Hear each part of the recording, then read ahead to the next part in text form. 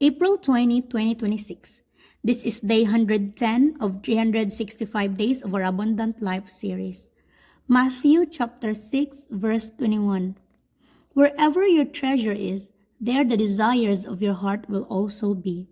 Today's topic title, God says, I want to expand your life. This is a world of hustling, building, working, creating, reaching, saving, and hoarding. And the energy that drives it all is often anxiety. You worry about paying the bills, having enough plus a little more, fearing that I will fail you.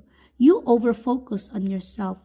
You think you'll make a difference later by giving, but right now you need to save.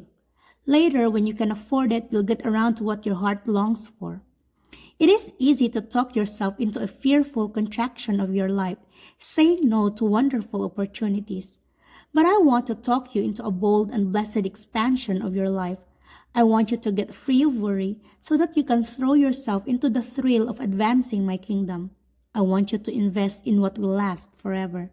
I have not promised to underwrite a self-centered lifestyle with my provision, but I will provide what you need to accomplish what I've called you to do.